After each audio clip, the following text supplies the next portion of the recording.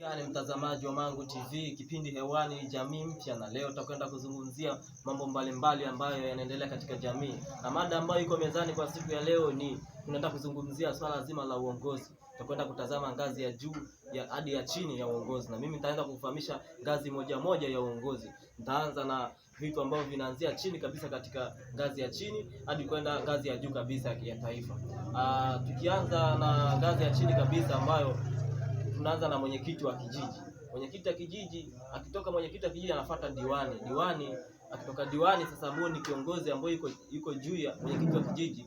Aliyoko juu zaidi ya diwani anakuwa ni mkuu wa wilaya. Mkuu wa wilaya yeye ni mkuu wa wilaya ambayo yeye chini yake kuna madiwani, na katika diwani yeye atakuwa kiongozi wake mkubwa ni mkuu wa wilaya. Kwa hiyo kutoka kwa mkuu wa wilaya tunakuja kwa mkuu wa mkoa. Mkuu wa mkoa, katika mkuu wa mkoa yeye anakuwa ni kiongozi mkubwa wa mkoa kwa ujumla, na katika mkoa kwa ujumla kuna viongozi ambao wako chini yake yeye mkuu wa mkoa. Kuna wabunge ambao wao wako chini ya mkuu wa mkoa, lakini wanaweza pia wakawa wana sauti kubwa. Pia kutoka kwa mkuu wa mkoa na kwa wabunge tunakwenda kwenye ngazi ya mawaziri. Ngazi ya mawaziri ambayo yenyewe inatokana na wabunge.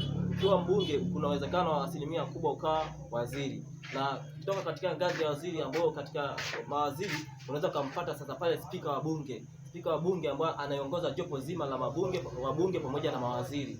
Na ukitoka katika hapo kwa spika wa bunge tunakwenda katika ngazi ya makamu wa rais au makamu wa rais na tukitoka katika makamu wa rais chini yake kuna mtu anaitwa waziri mkuu. Waziri mkuu akitoka waziri mkuu anafuata makamu wa rais.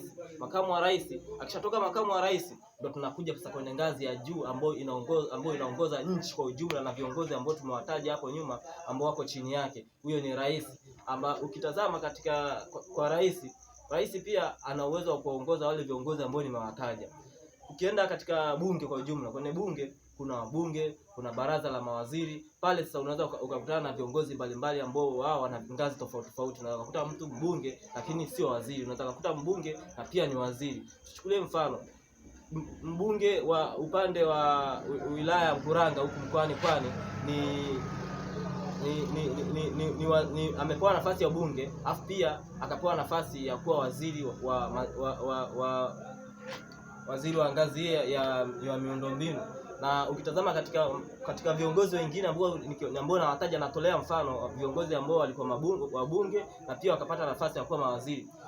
Tukimwangalia waziri wa fedha Dr. Mwigulu Lameck Nchemba, yeye ni mbunge wa Iramba, tunazungumzia kule katika mkoa wa Singida. Kwa hiyo hao pia nimewataja, ni wachache lakini wapo wengi ambao wana nafasi ya ubunge na pia wana nafasi ya kuwa mawaziri.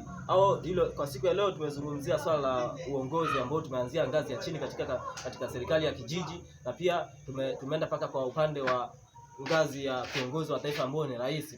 Leo na katika mwaka huu ambao mwaka jana 2024 ambao palikuwa na uchaguzi wa serikali za mitaa, na mwaka huu 2025 kuna uchaguzi wa uchaguzi mkuu ambao unashughulisha marais, wabunge pamoja na madiwani. Na ukitazama katika mbio ambazo zinategemea au kwenye kampeni ambazo zinakuja kutolewa mbele, tumeona kuna mheshimiwa katika Chama cha Mapinduzi ameweza kupita, mheshimiwa rais ambaye yuko sasa hivi madarakani Dr. Samia Hassan, na yeye ameweza kuchukua tena ngazi ya kwenda kugombea kuwa rais kwa miaka mitano tena. Kwa hiyo mwaka huu tutasubiri kuona pia mshindi wa ngazi ya urais.